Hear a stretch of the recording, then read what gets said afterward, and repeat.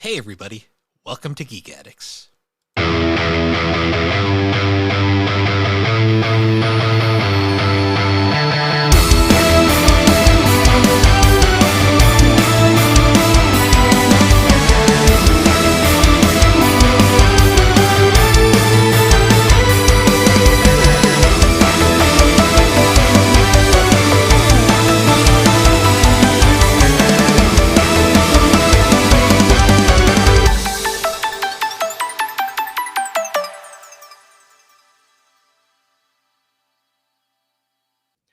Hello everybody and welcome back to Geek Addicts, the pop culture podcast where we have to save the world from a space abomination with our good friends, our asshole neighbor, his little brother, and a giant bug from nowhere.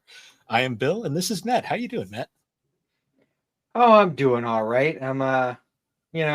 It took long enough, but I finally beat it. I did it. Nice. And for this special episode, we have the SuperPod boss man himself, Aaron. How's it going, Aaron? Pretty good, man. I'm a little sleepy, but nothing a good hard nap after this episode won't fix. I'll be all right. I took a hard There nap you go. before this episode, so that's I sat on my couch, was reading a book, and then the next thing I knew, 3 hours went by, and I was like, "Oh fuck!" Oh man, and you wake up feeling refreshed, like it's a whole brand new day. But nope, still the same day. Haha, fooled ya. Usually, Or you the wake up sun's day. refreshed, but like your shoulder hurts because you slept on it weird, and then like we're all in our 30s now, so it's like everything hurts. Like you stub your toe and you think you broke it, and it's great. That's my Happens to me favorite all the part. time.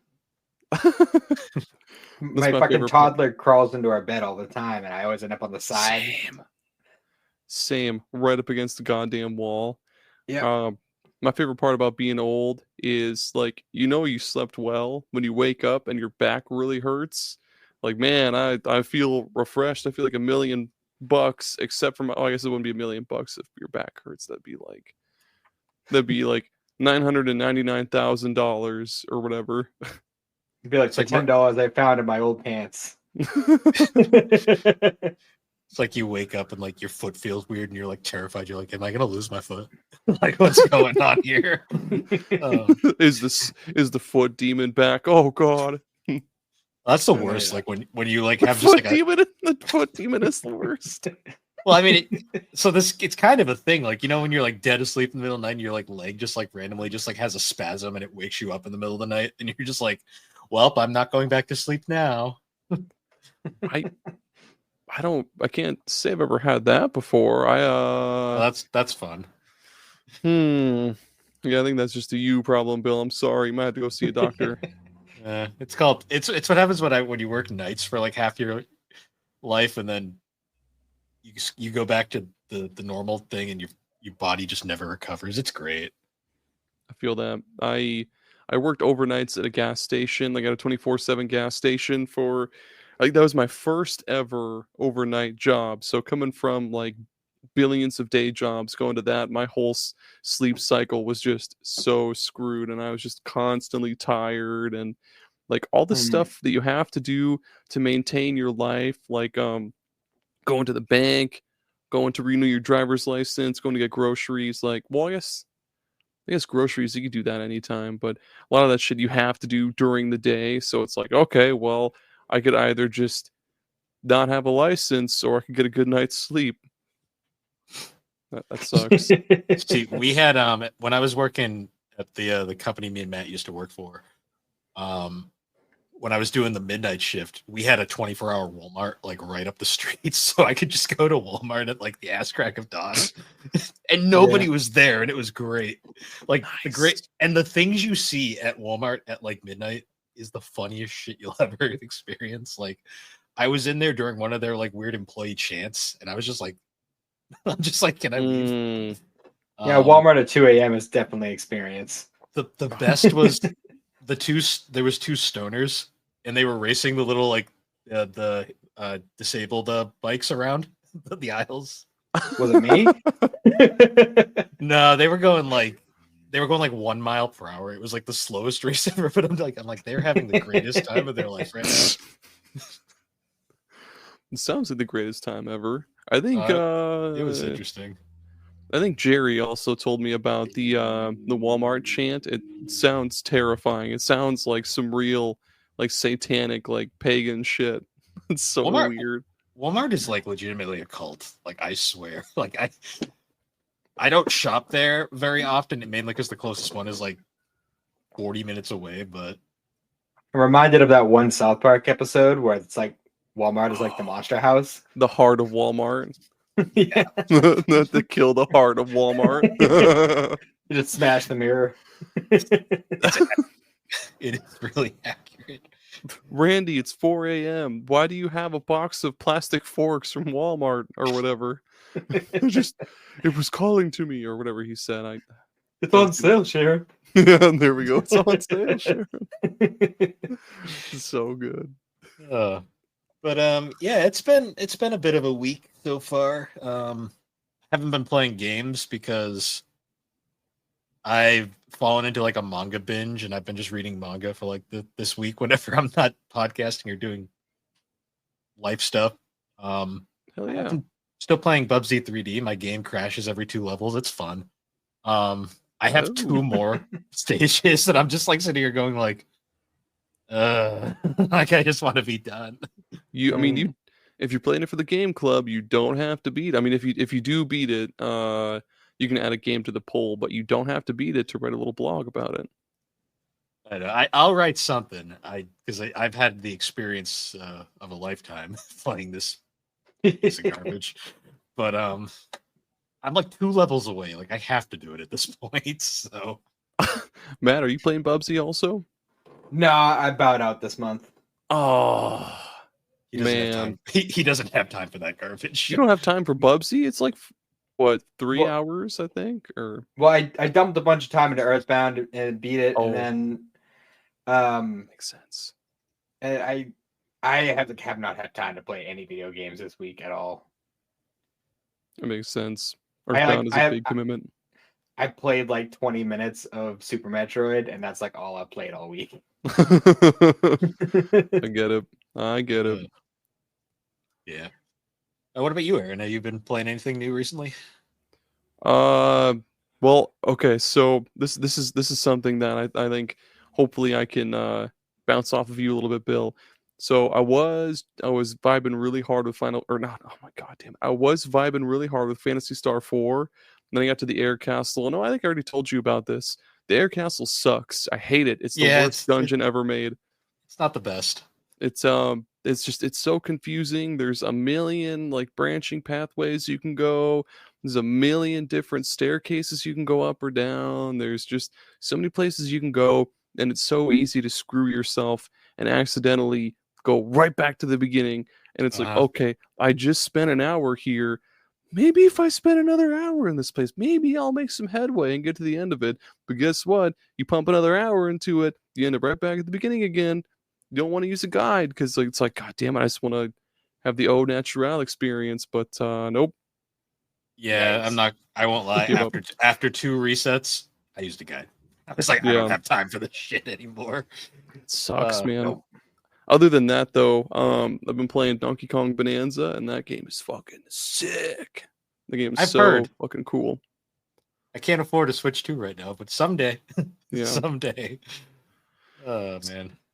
Yeah, I'd like to say when the price goes down, but since they just jacked up the price of the Switch 1, I don't think that's going to happen anytime soon. You might be able to get no, you might be able to get one like a little bit cheaper, maybe off of eBay. I'm not sure. I bought Bonanza on eBay for like $15 cheaper than what it goes for. Like I bought a used copy because I don't give a shit. Like you could just spit in the case and close it and be like, all right, that'll be $45. That'd be like, cool. I just want the game. I don't give a shit. And you're not even like buying a game. You're buying a key that gives you access to a game that Nintendo can take away from you at any point. But yeah, it's stupid. At least I get to play the game though, because Bonanza's cool. It's like you can buy different pants for him that give you cool abilities. You can buy a cool tie that gives him new abilities. You can change the color of his fur. I've changed it like 4 times. There was green, cotton candy pink, blue, black. Dude, there's so many colors. I'd play hot pink the entire game. Just like hot pink is so good.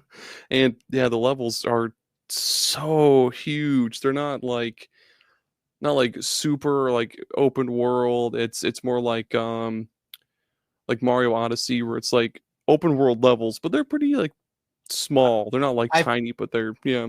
I've heard the general consensus with that is that the game is like Odyssey. I think people still say is the better overall experience, but Bonanza is just a really fun game. Yeah, yeah. Like all you do is like and there's a place you're supposed to go. It's marked by an exclamation point.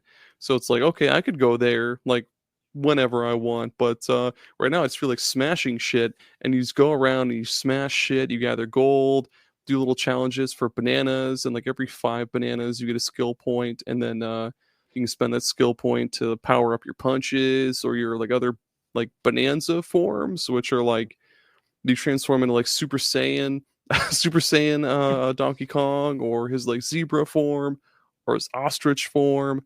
And there's just every like little as you go deeper and deeper into the core of the world, because that's the point. You're going deeper and deeper into the world. There's all sorts of different cool worlds you'll come across. Like right now, I'm in the zebra world, which is this um like winterscape, and they're all about ice cream and like mining molten chocolate from the center of the earth and shit. And it's weird, but yeah, it's really really cool. Nice. I'll play it eventually down the line. It looks amazing. So Oh man, I wish I could just lend you mine. Like just he's like, here you go. You can keep it for as long as you want. I'll find something else to do, but yeah. right, I have so many. My backlog is so massive as it is. So I get Yeah, you definitely not hurting on games, Bill. I've seen it in person. it. yeah, you could say that. Anyways, yeah, I see it every day Yeah. on Instagram, which I've been like weirdly. I've been getting weirdly into Instagram. Well, no, I guess not weirdly. I've been getting spending more time on Instagram than Blue Sky lately, which is weird Well, but cool. yeah, because you can repost Instagram posts now. Hmm. It's so weird. Like it just I'm like because I've been in Instagram since the original logo. Like for people who remember that, and it's been a weird transition seeing this site change to what it is now. Where it's like they have threads, but like Instagram is just basically Twitter now. Yeah, Like and even before the reposts, they had this option where you could add a note to a post, and it would slap it back into the feed. But then they were like, no, people just weren't using that. And then now they have reposts. Like that's just kind of all yeah, I see now. Which I mean, it's fine, but yeah, it works on the SuperPod Instagram because no, I can because no one ever wants to collaborate with us anymore. So I'll just repost everything. It's just easier that way. Yeah, I always forget, even though I'm the one that usually or that before you started handling it, I was the one that handled the SuperPod Instagram, and I would have to accept the collaboration invites or whatever, and even I forget to add SuperPod Network as a collaborator. I always forget that shit. See, I wish we could like reverse do it, and I could just be like, "Hey, want to collaborate?" But Yeah, like send like a request to. Well, I guess yeah, whatever. That would be cool. I don't know why it's not Yeah. a thing. To do that for every single post on the internet. Hey, want to collaborate on this post? want to be part of SuperPod? What about you, Matt? Anything crazy? Or Not particularly. Just kind of been watching shows and movies and stuff. Ooh, like what? Well, I'm still working on the Weeb War with Alex. Watching a lot of anime. I watched Violet Evergarden this week. oh, nice. I don't know if you guys ever heard of that, but it's No. I it's a see Netflix it all the anime. time on Netflix, but I've yet to watch it. It's kind of like a fictional post World War II kind of world, where basically a little girl who was raised to be a child soldier just suddenly finds herself like, back in like the post-war world and kind of just trying to like regain her humanity. Essentially, it's a pretty interesting story. It gets pretty deep, Nice. and she got robot hands. Ooh, okay. That's that immediately sparked what what is it? Made in Abyss. That immediately sparked that into my brain. I missed Alex- that fucking show. Alex has been watching that, and she's like, it's so good. she's like, you need to watch this. I'm like, Alex, I have like 12 shows that are on my watch list. Like, I'm powering through My Hero right now. JoJo's is next. And then maybe because I have I'm like so excited for that one. You need to 'cause have me on for JoJo, please, God. I'll I'm never pretty ask sure- you for anything else. I'm pretty sure that's the plan. It's because I think because we have to get you on GNC with Alex at some point. Like, Yep. Jerry said the same thing. Oh, for He wants to be JoJo, there. yeah. I'll strong. Holy shit! Holy goddamn! I will strong arm him into coming onto the episode with me. I'm trying to say. Yeah. I plan on watching it. I just need to sit down and do it. Like I did My Hero first, just because there's a new season coming out, and it just makes sense. Well, there's a new season for JoJo's coming out too, but ideally, I'd like to do an episode on each individual part as you finish them. Yes.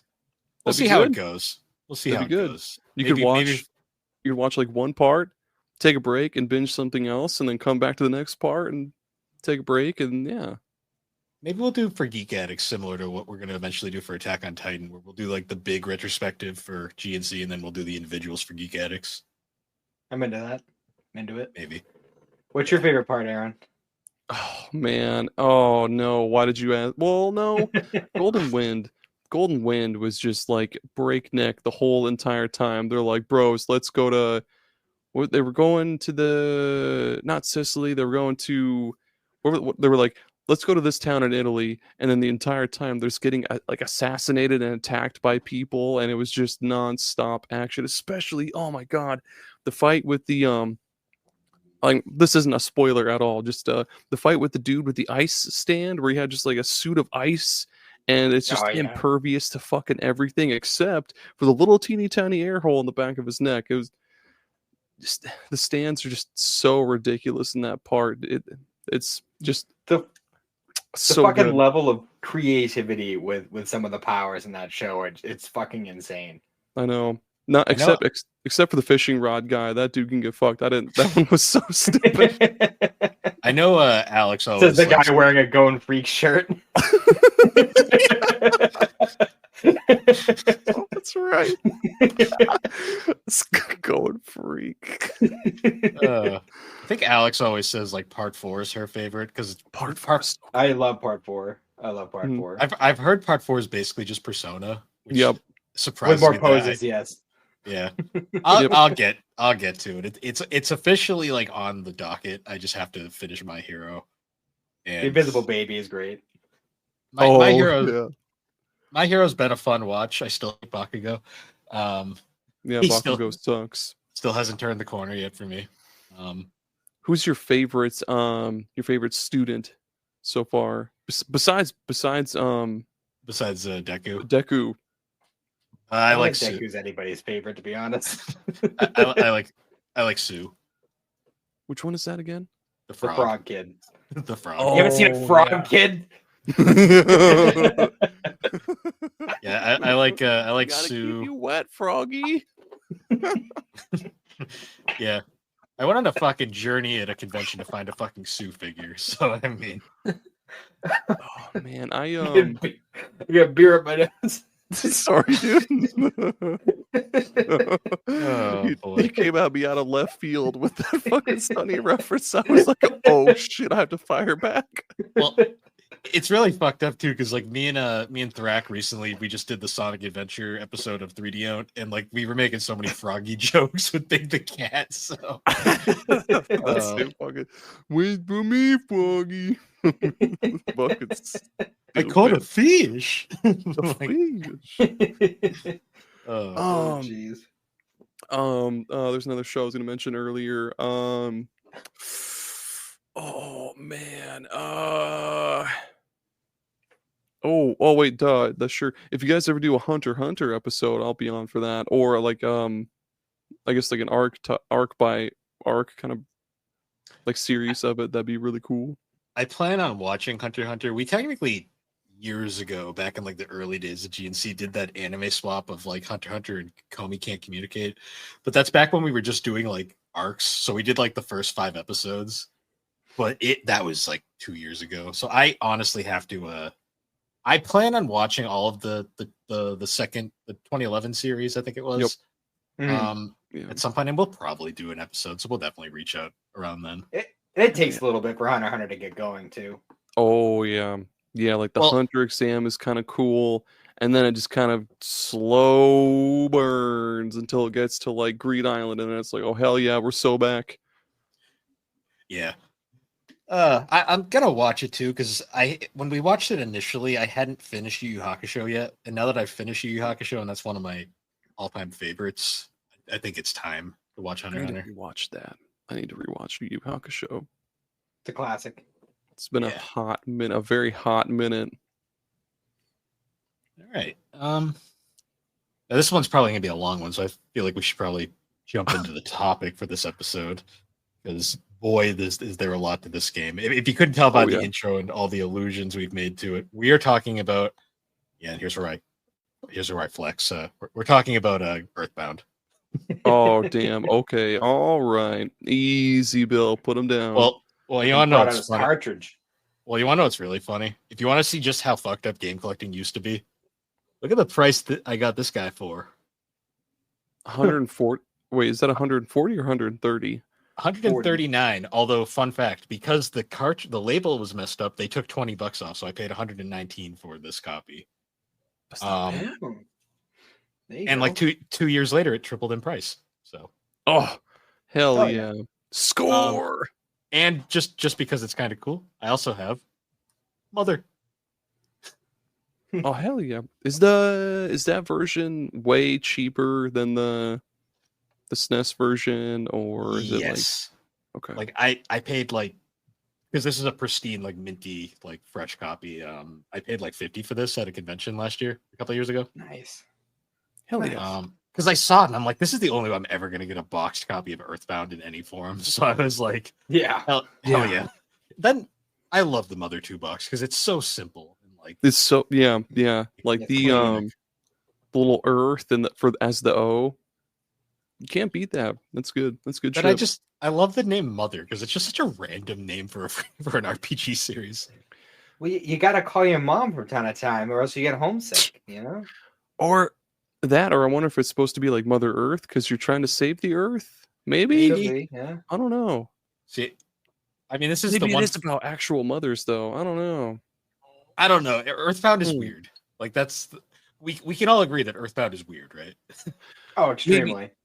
Maybe it is about mothers because, like, the first game, Gygus loved the lady that, like, the only way you're able to kill him was like you were able to smother him with motherly love. And then the second game, you got to call your mom all the time. And then the third game, your mom dies. Yeah. Spoiler, by the way. Shit. Sorry. Mother 3. Matt hasn't played Mother 3. I mean, that's not really a spoiler at this point because it literally happens. Like, it's like the thing people know about that game at this point. Okay. Yeah, Mother 3 is an emotional roller coaster. If you thought Earthbound was an emotional roller coaster, you have not even experienced Mother 3. I mean, the trauma that game puts you through. It hurts. Jesus. It hurts so much. But it's so good. Like it is the best in the series. But now we're not here. When you say smother Gygus and motherly love, what are you talking about? Well, like you've never played Earthbound Beginnings, I'm assuming, right? No. Okay. Literally playing Earthbound was my first experience with the franchise, aside from playing as Ness and Smash Brothers. Okay. Yeah, so I guess obviously we'll put up the window here. If you haven't played Earthbound, spoiler warning, like we're gonna spoil a whole bunch of shit from this game. Put that up now before we get super into this. So I'm assuming are you gonna ever play Mother 1 at any point, Matt, or I don't know. Maybe at some point if I ever get the time to play RPGs again. I wonder how long it is. I'm gonna look up how long. It's got to be like shorter than Earthbound. Has to be, right? It's shorter, but Mother 1 is rough. Like that is a rough RPG. Yeah, you can say that about like any NES RPG. They're pretty rough. Mother is up there with like 20 hours. It's 20 hours, by the way. Go ahead, Bill. That's not bad. That's not bad. It's not bad, but there are sections in Mother where you're gonna be like, I hate my life. Like this game is so fucking unforgiving. That's what guides are for. That's true. Yeah, and Mother 1's a game where you need a guide in a lot of ways. So I guess to kind of bring it back, like, is it safe to assume we all discovered Earthbound through Smash Brothers? I Pretty discovered much. a lot of games through Smash Brothers. Yeah, I discovered Like- Custom Robo through Smash Brothers. Like, I've noticed with Earthbound, because Earthbound was a colossal flop, to say the least, when it came out here initially. Most people at first, I think, discovered it when Ness was included in the original Smash Brothers, because Yeah. I always remember playing Melee back in the day and always being like, who the hell is this kid? like I was always so confused. And then when I discovered eBay for the first time and I was looking up games, I was like, oh yeah, that Earthbound game. I wonder how much that goes for. And I saw it, I was like, oh, it's impossible to obtain. Okay, I see.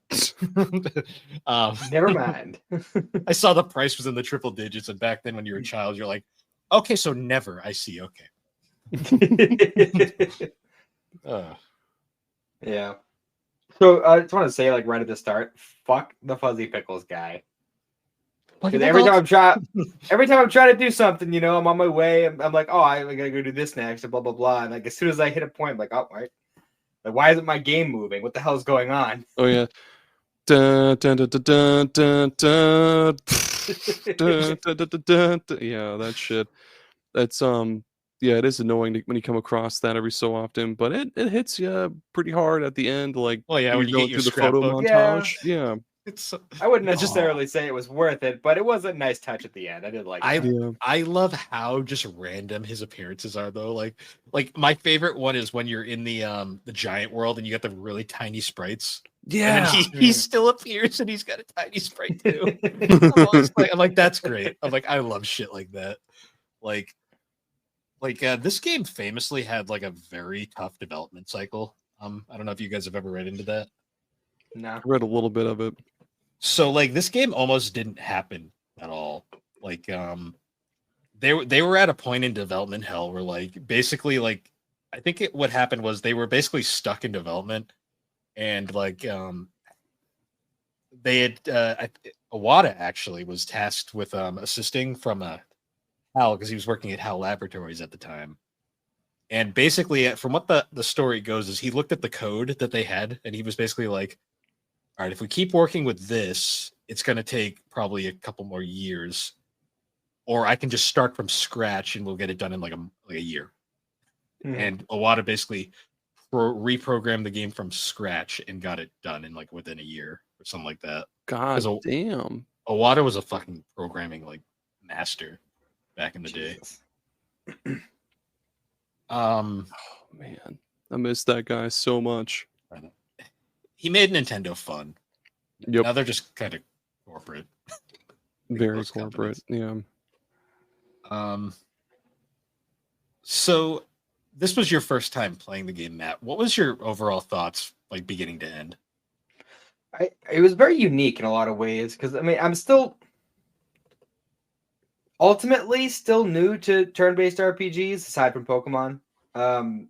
Because I don't know if Aaron would know, but I played my first non-Pokemon turn-based game 3 years ago, give or take. Oh hell yeah. Right on. And you know, I've been kind of trying to dip my toes in like a bunch of different franchises, like where I can, and you know, Yeah. obviously as my kid's been getting older, it's been harder and harder to get the time, you know. But I've been doing my best, and at this point, it's pretty much been Dragon Quest and Final Fantasy. Yeah. And I played Persona 4, but this is the first like kind of out there one that I played. And there was a lot of different aspects of this game that I was not. I mean, even just like the homesickness aspect, the fact that you don't actually like get money from fights, like your dad puts money in your account for you after every fight, and you have to like, go to an ATM and take it out. Yep. Your dad's a phone. Yeah. basically. Even in the credits when it shows the dad, it just is the phone. Your dad's a phone. Like he's just a phone. And like even things is like the background when you're in like a battle. It's always like this most bizarre, like trippy, wavy, like looking through a kaleidoscope almost. That's I don't know if you or any of our listeners have ever checked out the SuperPod Network website, but that's what a lot of the headers are. They're actually, there used to be this website you could go to generate like random layers for Earthbound battle backgrounds. The website is dead now, but that's what I used for all the headers. They used to be like GIFs, and they would like wave around or like spread. And yeah, there's just so many different, like the game will, depending on the type of enemy you're facing, it'll just randomly generate a background with different patterns and like behaviors, whether it like spreads this way and goes that way, or if it's like wavy, or if it's like lava lampy and going that way. Like there's just countless numbers of a countless amount of combinations of layers that it can just throw together for any battle. It's nuts. It's like super, like it keeps you stimulated too the whole time. Yep. It's a combination of that, and this game has Earthbound's soundtrack is like, it's so good. It's weird because like the soundtrack is so all over the place, but like I don't think there's a bad track in the game. No, not a single one. One of my favorite tracks in this game is actually the character naming screen, like that, like the like weird beep, like boop boop beep boop boop. Yep. Wait. And then the it's like do do do do do do do do yeah. Do beep boop boop beep boop. Yep, I know exactly what you're talking about. One of my favorites is, I forget what the name of it is, but it's like it's one of the battle themes, and it's like beep beep beep beep boop beep boop boop boop, and it's got this like hard hitting fucking like bass kick, like and then it's like whoa. Yeah, some of them are so ridiculous. Like there's that one that's been ruined by fucking TikTok. That like there's like the TikTok made it a sound, so like I hear that all the time now, and like anytime I hear it in game, I'm like, God, Alex is scrolling TikTok again in the corner. Which sound is it? It's like the one that's like do do do do do do do. You'd know it if you heard it. You'd know it if you heard it. I'll find it later. But God damn it, TikTok. The game definitely loves its beeps and boops. It does. It's so like expansive though. Like there's like, it's just like the thing about Earthbound is like, from an inherent design standpoint, it is very Dragon Quest. Like from a design, like right away, like it's got that same like menu style and kind of primitive. Although Earthbound's battle system is a little interesting. Yeah, and I don't. So pretty much anything else around that era, where I'm going, like, are there any other SNES games or SNES RPGs, I guess, that have actual like encounters on the overworld where you like run into the enemy to start a battle? Because I always struggle to think of like anything, because I feel like any other SNES RPG is random encounters, unless it's like fucking Mario RPG. Oh yeah, okay, yeah. I was gonna say Chrono Trigger. Chrono Trigger. Chrono Trigger is a weird one because like the enemies are on screen, but a lot of them are predetermined. Like you can't really avoid them all the time. But they're not random. They're not. Chrono Trigger is a weird one just with how it's designed. But you can at least predict like the ones that you can't avoid in that one. Yeah.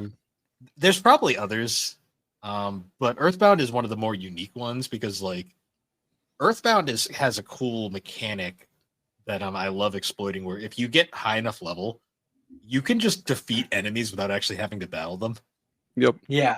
And all RPGs should do that. It's a goddamn shame that no other game does that. It's so stupid. It saves you so much time. Why waste time fighting an enemy that's 10 levels below you? There is no point. Don't make me do that. Even with auto battle, like just do it. Like with Earthbound, it's literally like you run into a spiteful crow and it's like Da-na-na-na-na. Here's your XP. Get the fuck out. Bye.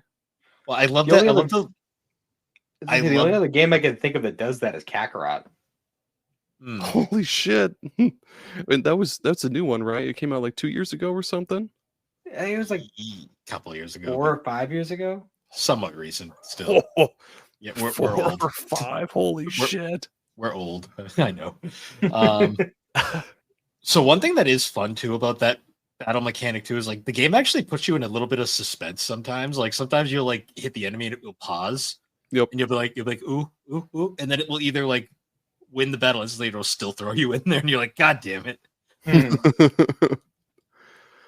Yeah, another really cool thing it does with battles is like it the what are they called? The character or status ailments. I don't know what you status ailments. They're so different compared to other RPGs because Yeah. like in any other game it'll be like poison, sleep, paralysis, burn, but in Earthbound it's crystallized.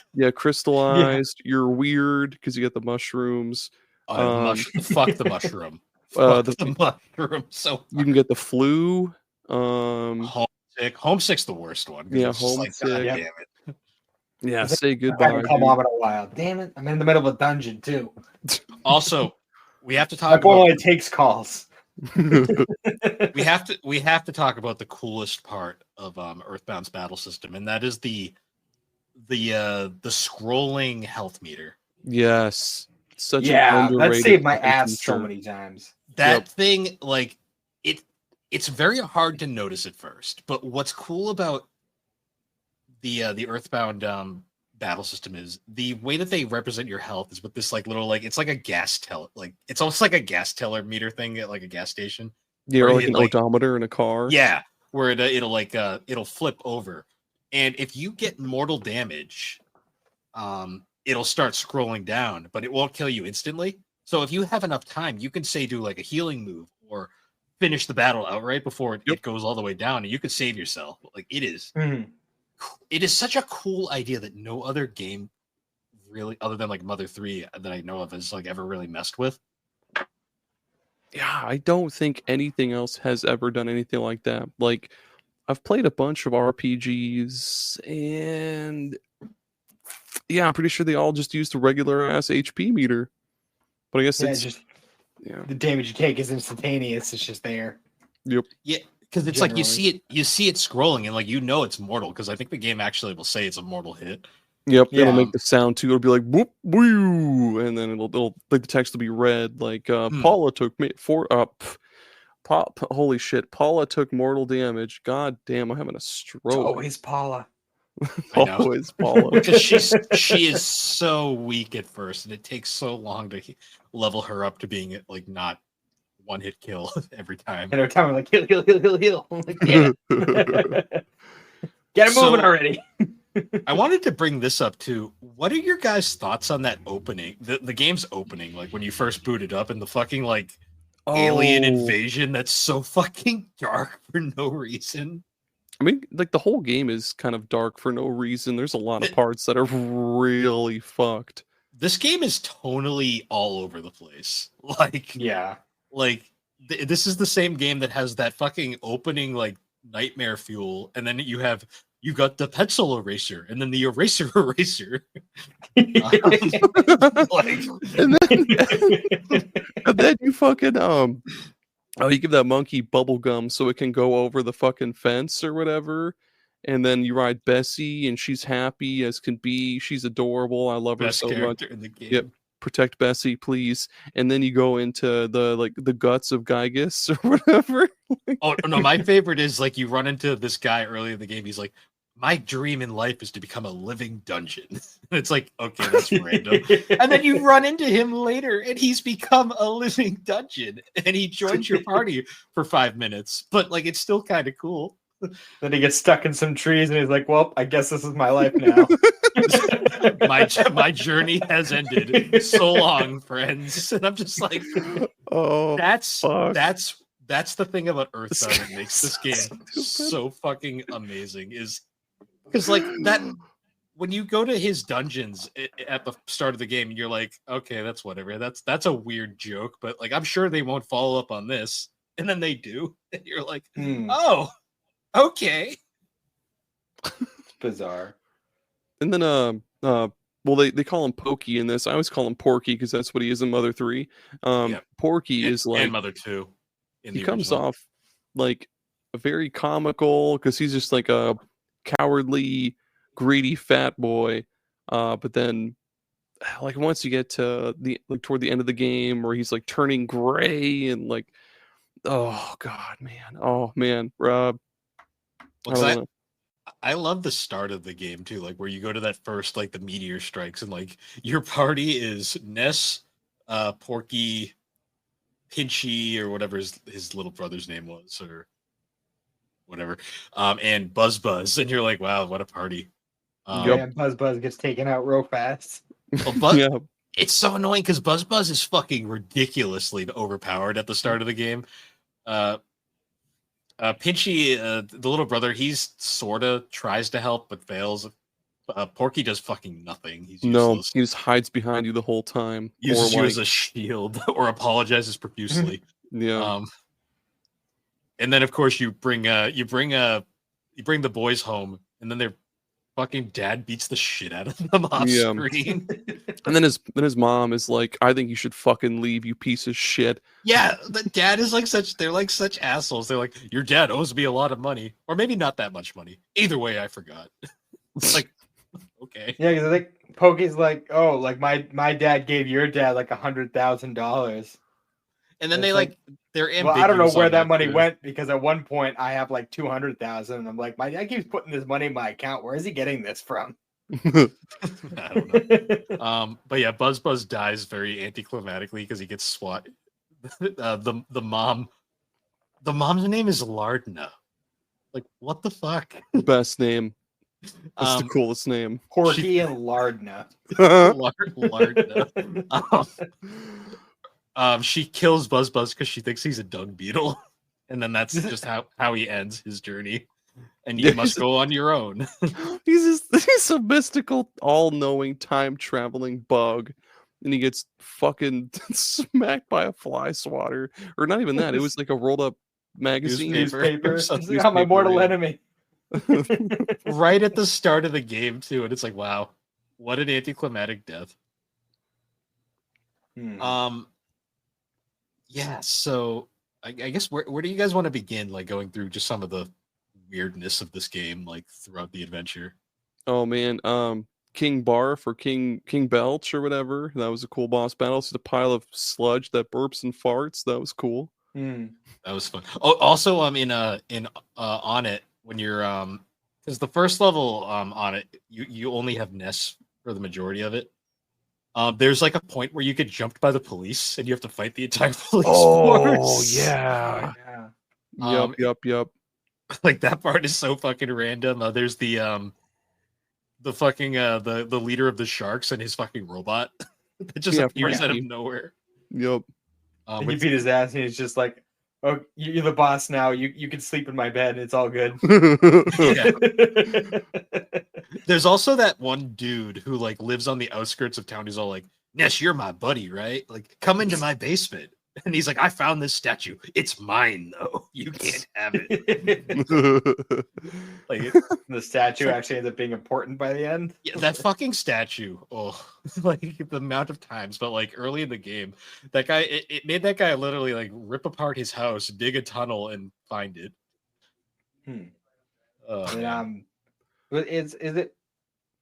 Is it on it that you meet the Apple Kid and what the fuck's the other kid? Oh, there's Tucson.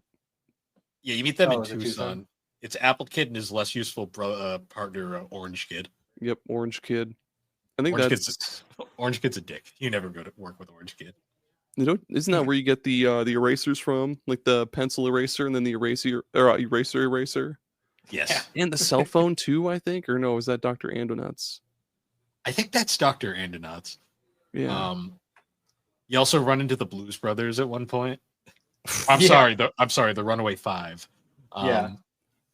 In the original game, they are legitimately out of debt. Yeah. So what's funny is in the original game they are legitimately just brothers, like color wise and everything. But in the American version Earthbound, they changed them to look like Mario and Luigi. Oh, of course. Yeah, they're always constantly constantly in debt. Dude, there's gotta go find a giant diamond. Pay off the debt. the enemies are so fucking weird too. Like there's new age retro hippie, spiteful crow, that's my buddy. Car. Yeah, the taxis and like mad car. Like when you get to the dark foresight, or I forget what the fuck it's called, Moonside. You get the weird like abstract like Picasso paintings and shit. You fight those. The ones that are like people are convinced trees that start on fire when you kill those trees. Yeah. Oh yeah. Fuck those trees so much. Those Picasso like weird like clocks, like people were convinced for years that those were the reason why this game was never released, because they were like, those are copyrighted images. I'm like, no, I think it's just Nintendo's lazy. Yeah.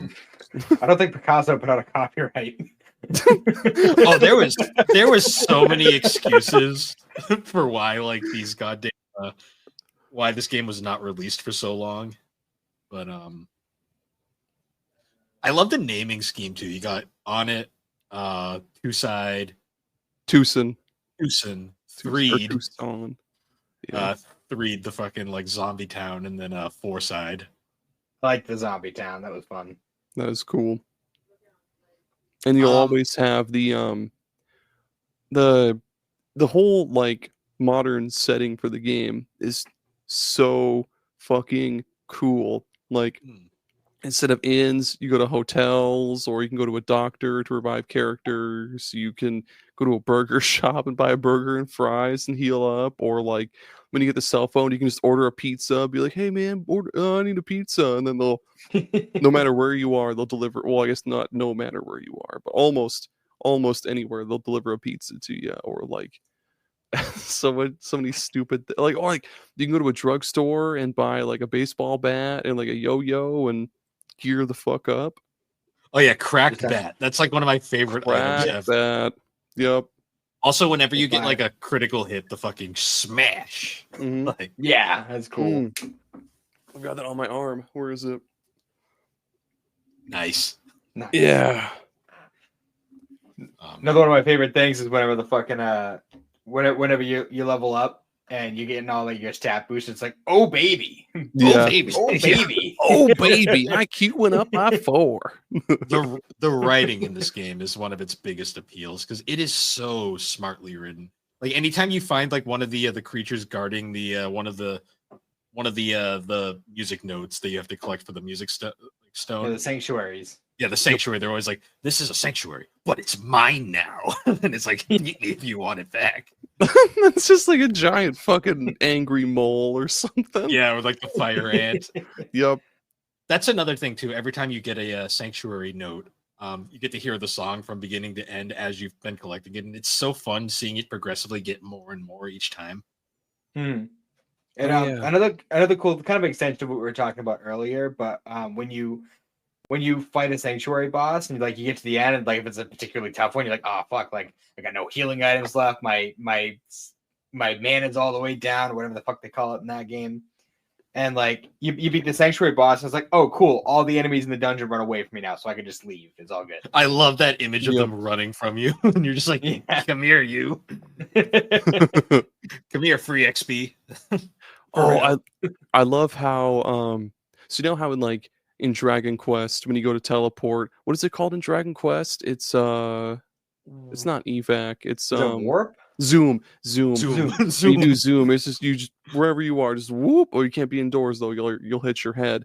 You know, you zoom out and whatever. In Earthbound, if you try to the teleport is like you have to have a long stretch of road, like fucking Back to the Future. I love. You gotta run fast. I love when you fuck it up too, because it's like, oh nope. It's like over. I'm kind of embarrassed to say like how fucking long it took me to realize that you can turn when you're doing that. Yeah, if the amount of times you do it quick enough, you can just run in a fucking square or whatever and get it Well, off yeah. that way. because eventually you get an upgraded version where you can just run in a circle, and it's like much more effective. Yeah. Yep.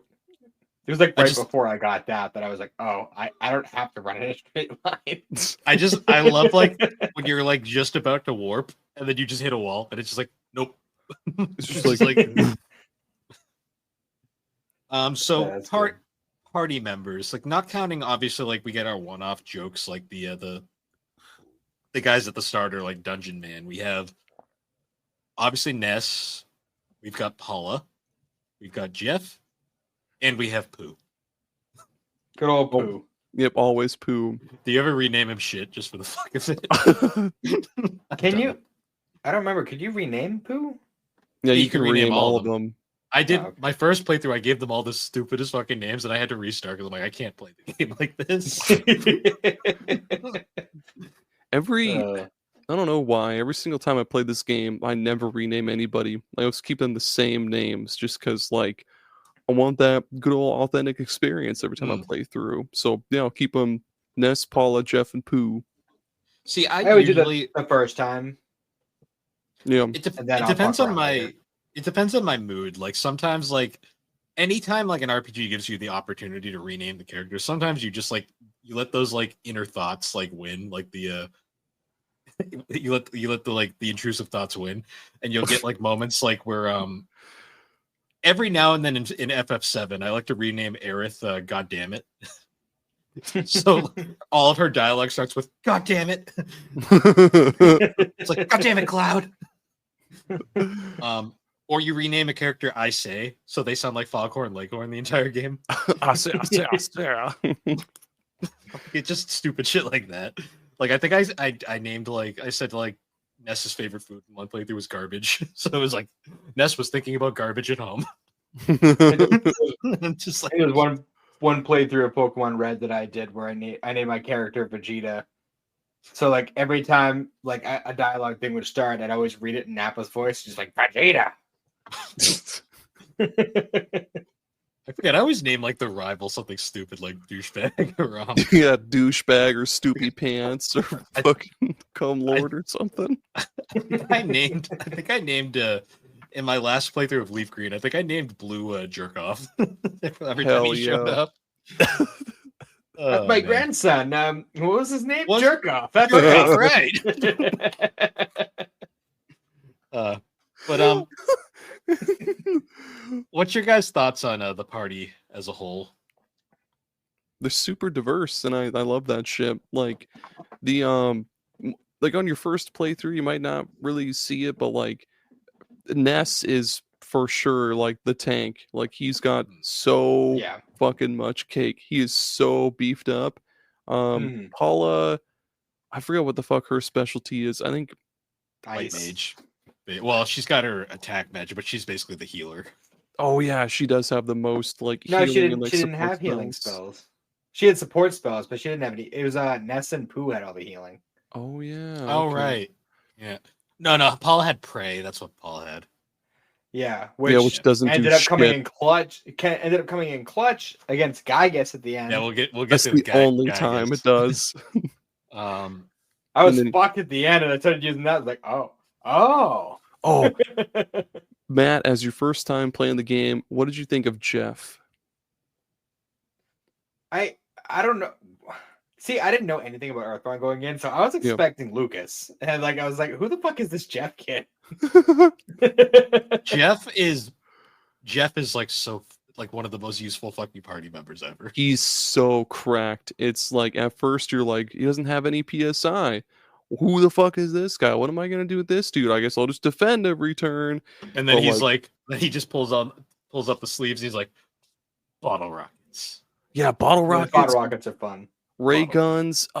There's that one item. I think it's called like siphon something or something siphon, and you can It's like the basically HP Yeah. siphon or whatever. yeah, that's it. Yeah, and then there's the HP shower where you can just basically heal your entire party, or he has like just a So shit like ton. raises defense too, I think. Yeah. He has, and he also has an item that'll I think it was called a flashbang or something like that. It makes all the enemies what blinded, or what's the status ailment for that? Is it blinded, or is it I know what you're dizzy, or yeah? I know what you're thinking. I can't remember. It the might be name of dizzy. I'm not sure. Maybe.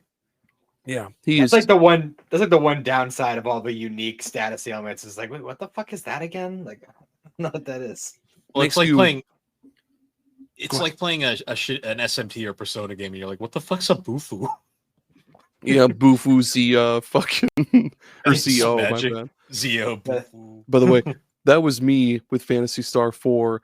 I was like, I didn't know what the fuck any of that meant. And then like what is it? Res is the healing one. Yeah. What is the agility boost? It's like Saren or something like that. I was like, well, I don't know what any of this shit means. Did you even mess with like macros and like programming your own like attack patterns and stuff? I got a couple. I learned Blizzard with the water and wind spell.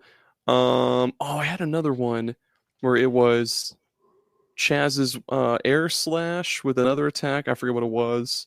I got a couple of those off, and that shit's really cool. But We'll have to talk about 4 at some point in the future. do it. I'll be on for that shit. But yeah.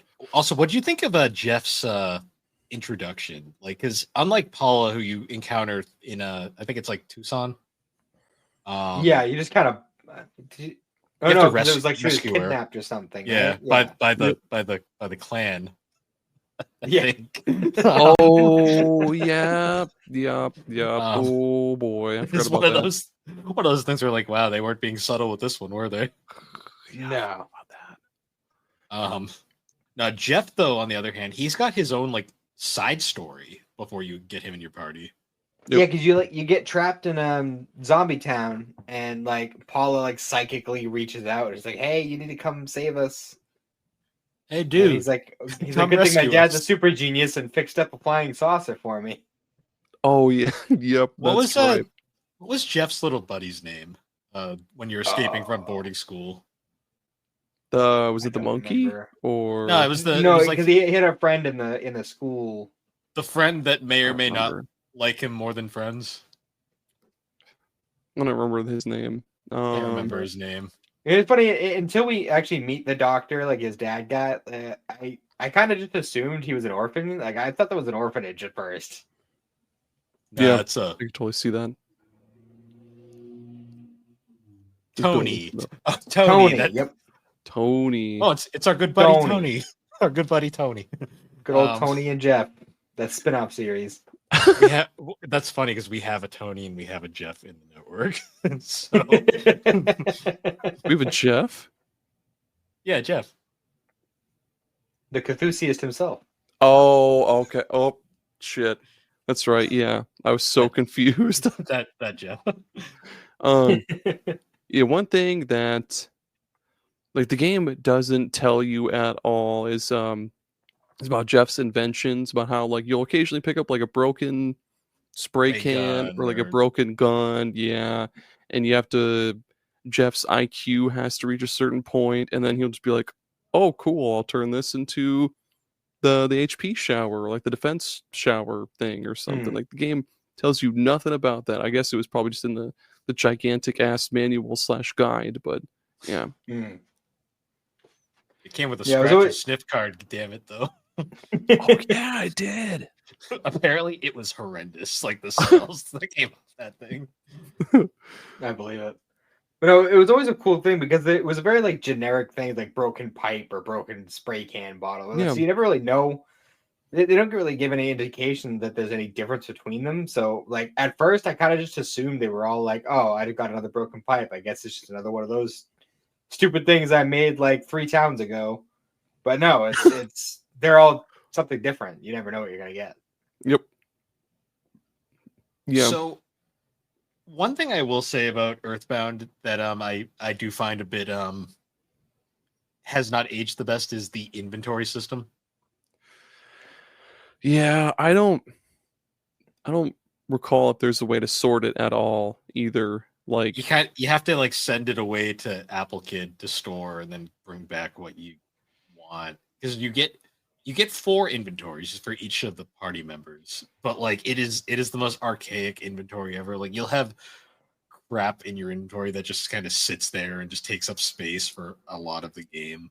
Yep. Yeah, like you gotta have like, especially for Ness, because all of his equipped stuff counts as inventory slots, and then you also have the sound stone, which you have to have on you at all times. Yeah, And your ATM card. And God help you if you don't have pencil eraser with you, because you never know. and eraser later. Yep. Yeah, right. Fun. But when I came across, I was like, oh, there's the bottom half of the pencil. Great. It's I like later on though when you get the cell phone you can call up Escargo Express and you can have them. Your sister is actually the one who works for it. Like your younger sister is working tirelessly for Escargo Express or whatever, and she's like, yeah, you want to give me this like calculator or whatever? Like, cool, all right, man, bye. I ran 33 miles for this, but bye. Yeah, right. You gotta run like 4 towns down, and you'll go like, take 3 items with you. Which is like, you can take those 3 items. I'm just gonna call you again in 2 minutes. I love how snarky the younger sister is too. Like the best is when you call them up and you change your mind. Like, yeah, never mind. I didn't want it. She just leaves. She's like, fuck. Like I remember at the right. It's like, I still remember at the beginning of the game too when Porky's knocking at the house door in the middle of the night, and the mom's like, "What an annoying knock."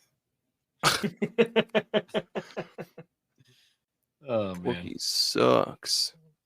Yeah, especially like when you run into him again in Fourside, and he's like just like a celebrity now all of a sudden. It's like, wait, what? Yeah, he's just constantly cozying up to like whoever's the most strongest guy there.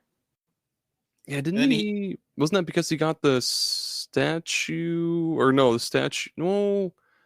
Oh, I don't remember that part. Fuck. All I remember is he escapes on a helicopter, and you're just like, what the? Like, okay.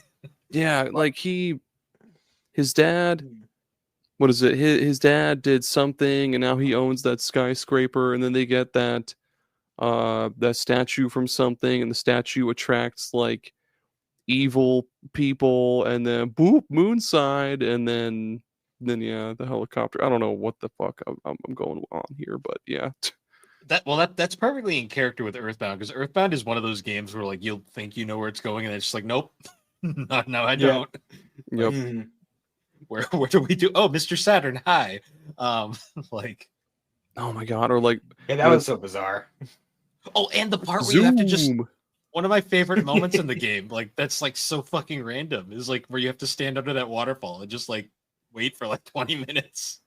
Oh, yeah. Dude, yeah, that, or like this part still kind of fucks with me. The part where Jet, or not, oh my god, or Pooh is going through his little initiation thing. Oh, you basically have to let the ghost like fucking tear him apart and shit. Yeah. Oh god, that, because like Pooh joins your party because it's part of his destiny. Because Pooh gets introduced, like he does, you get this whole like kind of introduction chapter thing, and then he just kind of shows up. He's like, "I'm Pooh. I'm here now.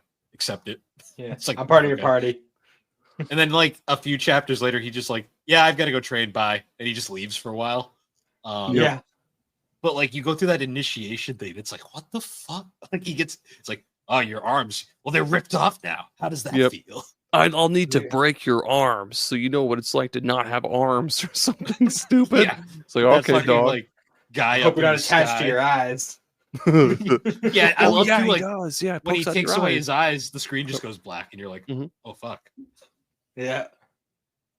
Yeah, that was pretty wild. Who is an interesting character too, because like he's kind of useless at first, and then he gets like his like buff, and then it's like suddenly like, oh shit, he's like our main attacker now. Yep. Yeah, you gotta grind him up a little bit at first, because he's obviously super behind everybody else at that point. Because you don't get him until like more than halfway through the game. Yep. Have you guys ever ground for the Sword of Kings? No. I have. No, it's not worth it. We actually just talked about this. Like we recorded SuperPod last night. And Jerry, I'm sorry, what? We oh my bad. We recorded Super Ghost last night. Fuck, God, I'm still not used to that. We recorded Super Ghost last night, and like Jerry, Beth, and Greg, no one was able to make it, so I recorded with Steve, Dre, and Darren from Anyway, we were talking about the Sword of Kings in that episode, and yeah, I didn't even really know it existed until just last night. I didn't know what that was. It's the only weapon Pooh can equip, and it's like a 1 in like 100 chance of getting dropped by like these very specific enemies. And you And said it's not worth it though. no, it's really not, because like you can, it's cool, but it's like after the amount of time it takes to get it, and it's like you're kind of like, I could have just like used Jeff or like anyone else for this buff. So It's a little side tangent though. Like I am loving the compatibility, I guess, with the four of you all in the same show. Like I'm enjoying it so far. Thanks, man. Yeah, it was real tough to let go of like the whole SuperPod saga name, but it's not the same show anymore. Like, just had to let it go. And you still got it for the network at least. Oh yeah, SuperPod Network. So Dip SuperPod Network. I don't know. I thought the funniest was when you joined Tommy and Grant Goes Podcasting, filling in for Grant. I'm like, hey, it's SuperPod Saga. I know. It's like anytime I'm talking to Tommy on the podcast, like it's just so natural. We just bounce back and forth with different stuff. Like we were talking about RPGs and stuff. Yeah. By the way, I just looked up. Paula is actually your glass cannon. She does the most damage with PSI attacks. Right. That's like the only thing I used her for. Yep. She goes down in like a hit, and it's always.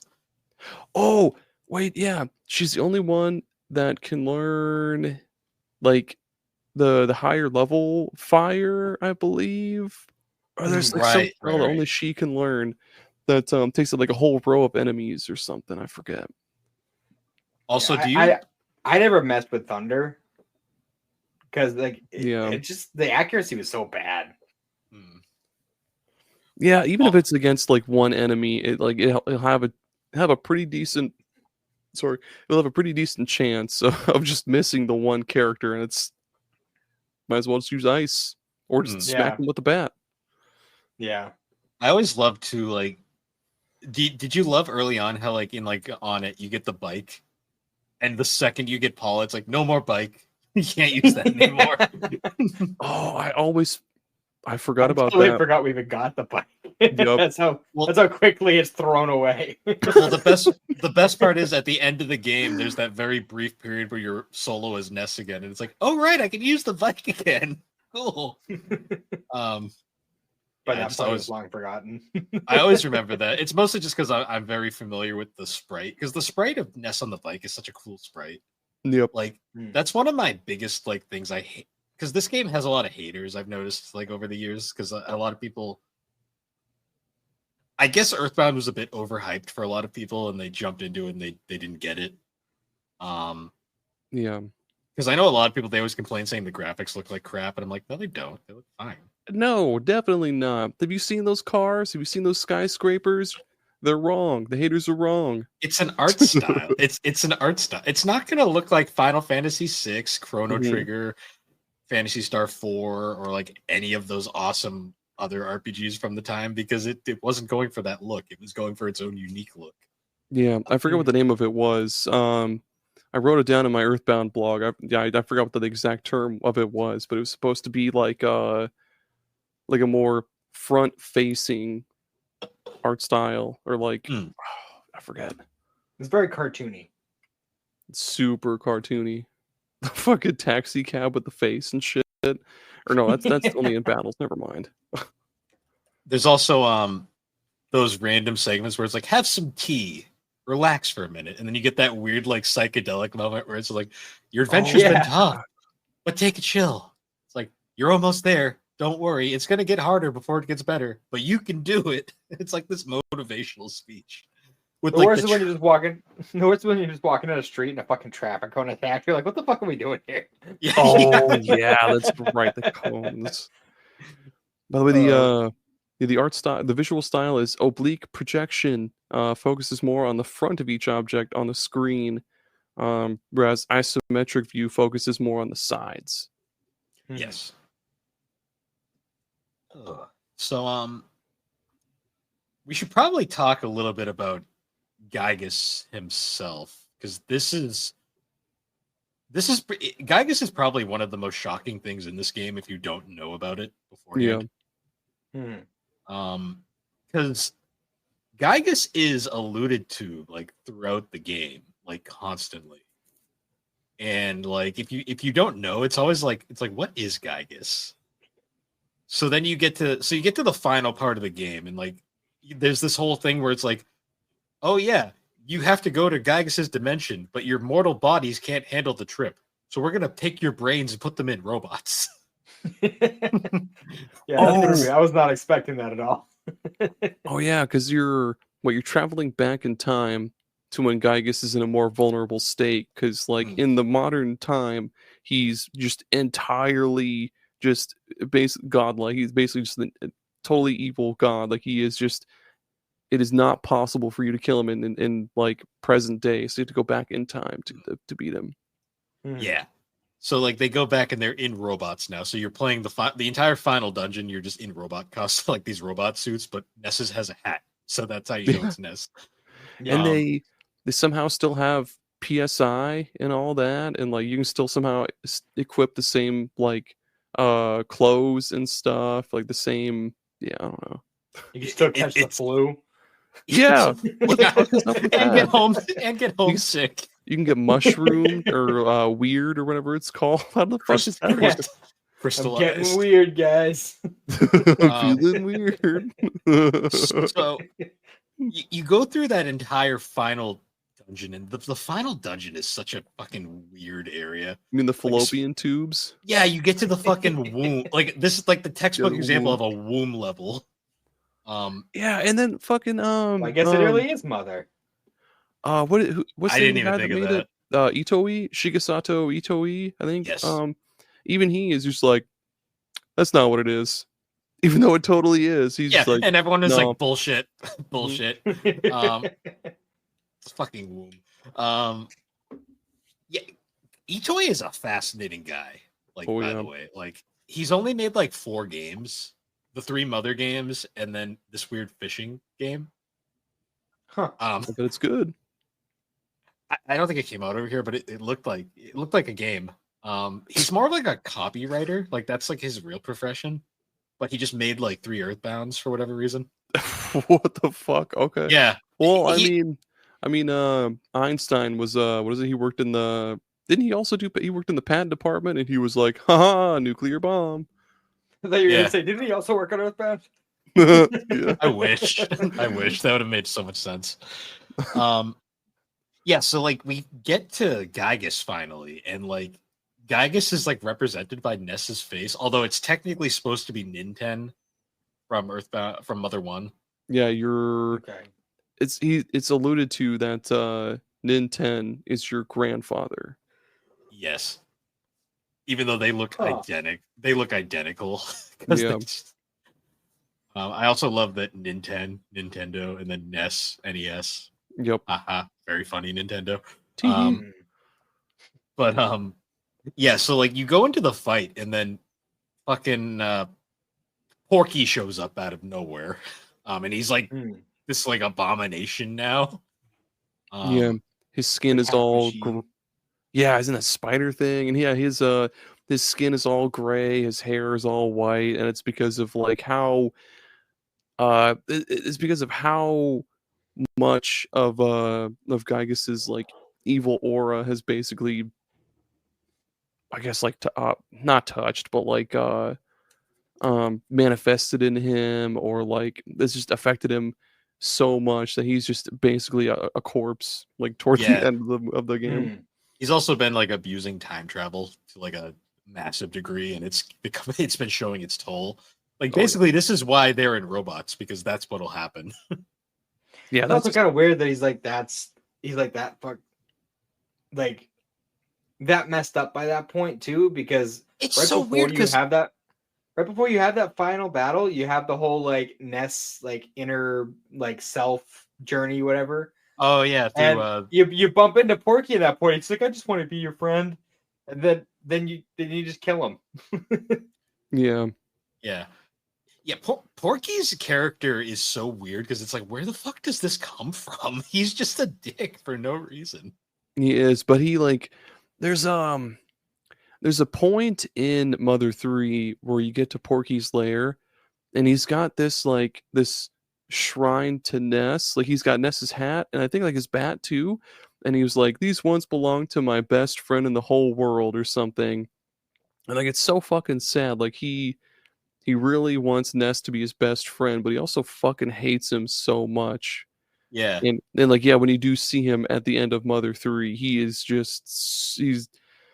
you don't know who the fuck he is, or like because he's been fucking around with time travel so much that his body is like it's old and frail and just could collapse in dust at any minute. So going back to that final boss fight, like the first part of the boss fight, did you guys your first time make the mistake of like trying to go all out with magic attacks and it backfiring on you miserably? Yeah, I tried it at first, and as soon as I saw that it was bouncing back, I was like, all right, physicals only. And I ended up working out ultimately because I was like, I kind of need my magic for later anyway. So, like when I got there the first time, I was like, oh yeah, best magic attacks go, and it's like they all reflect back at you. I'm like, fuck, shouldn't have done that. PSI Starstorm or whatever, or peak. No, yeah, it is. Starstorm, I believe, is the one where that causes like a seizure on the screen. Yep. As soon as it bounced back, I was like, okay, buffs it is. That's something that we didn't talk about either, is how spells don't look like normal spells in this game. Which I mean, I guess is probably because it's like psychic powers. Like you have I think it's just PSI fire or just fire. I forget if they have the PSI name in there, but it's like fire is just like horizontal diamonds, just like whoop. Yeah, it's like like all over the screen. The spell animation is so weird. Yeah. Random question, guys. So I'm assuming everybody here played with like Ness on Smash Brothers before you actually play Earthbound, right? Oh yeah. Yep. So do you guys like while you're playing Earthbound just to occasionally just go PK Fire, PK Thunder, all the time. PK Thunder. See, I was more the kid who played Melee and was like, "What the fuck's the drugstore? Like, what is this game?" That was my favorite stage back in the day. It's so iconic, like the music there. Yeah. But I was always like, "What kind of game is this?" And then you play Earthbound, and you're like, "This is not what I expected," but I love it. That's kind of what it was, because honestly, I knew Ness from Earthbound, but it wasn't until like fairly frequent, like recently, that I realized that Earthbound was an RPG. Yep. Well, I mean, when I went through my emulator phase, like when I first discovered the internet and realized like what emulators were, I got ZSNES running for the OGs of emulation back in the day. Remember that shit? Yep. And I was like, I downloaded a whole bunch of SNES games, and I was like, Earthbound, I've always wondered what that was. And then I started up, I'm like, what the fuck is this? Because that opening is so fucking off-putting at first. Yeah. I love that opening too, because like it like is so fucking dark, and then it cuts to the Earthbound title music, and it's like so upbeat and happy, and I'm like, yeah, it's like okay. And then you get to naming your characters, and it's like, what's your favorite food? And then the entire time it's like boop boop boop. And there's a laugh track in the background. Boop boop boop boop boop. I had no idea what the hell to pick for the favorite food, because I was just like, I have no idea what kind of foods are actually in the game, and I don't want to pick something that's already there. I always put paper. I always put paper. Cyanide. And don't you want to come home and eat some paper? You want to eat some shit? Oh man, it's so easy for like that child brain to just ruin something. Like, oh man, that's why I always put papers. It's just like that's just the first thing, like that or lasagna. Those are the first two things that come to mind. Like I always go Garfield brain and go lasagna. God, I wish my child brain had taken over, because I would have just put ass. I'm just like, hey Ness, you want to come home and eat some ass? Like, I can't stop thinking about ass. It's kind of funny though, because like the default thing is funny in its own right, because it's like steak. Yeah, like, steak. Just so random. Cake. What are the other ones? Hamburger. It's not even hamburgers or like a hamburger. It's just hamburger. Get rid of the ham, just burger. Burger. Burger. But yeah, going back to Gygus. So eventually, after you get to a certain point, Porky's just like, you know what? You haven't even seen the true form of Gygus. Let's turn off this containment machine, and you can see what Gygus really is. And then we see we see that fucking abomination that gave me nightmares as a child. The fetus, right? There is a fetus in the background if you look close, and it's like one of those things that Itoi claims it wasn't intentional, but I'm like, yep. To quote Itoi, nah, that ain't it. It ain't that. and then someone will post the image, and it'll be like, Itoi, that is a fucking fetus. Like, no, it ain't. Fetus inside of a womb. Like, and the game is called Mother. I mean, come on. And you're going back in time to fight him in a point where he's most vulnerable. It's gotta be a fucking fetus. Don't lie to us. Yeah. Like, oh yeah, I saw 1 second here. Keep talking. I'm gonna bring it up real quick. One other thing that's kind of cool and like interesting about Gygus is that you don't ever get to see his like real form. Like you get these, like you see him in the containment thing, and then you see him in like the fetus form.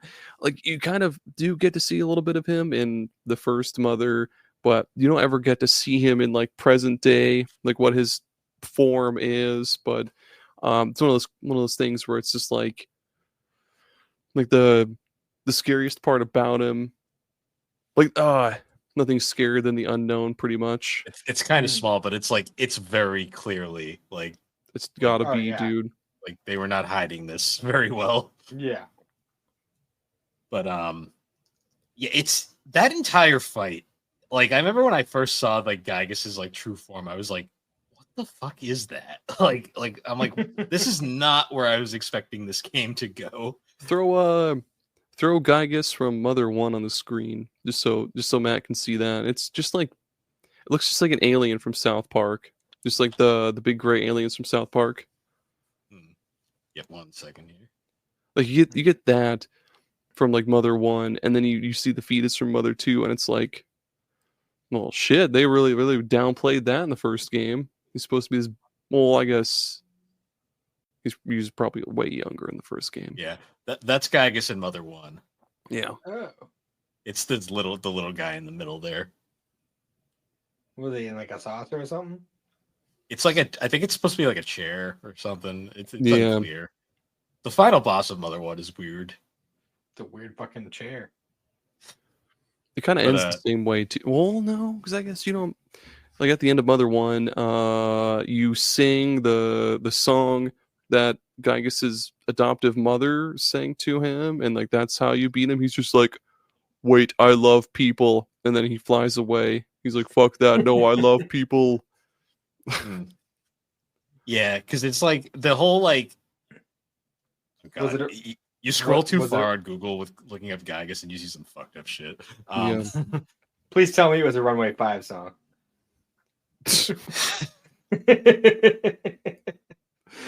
That'd be cool if it was. Oh, they should have done that. Oh man, that'd have been hilarious.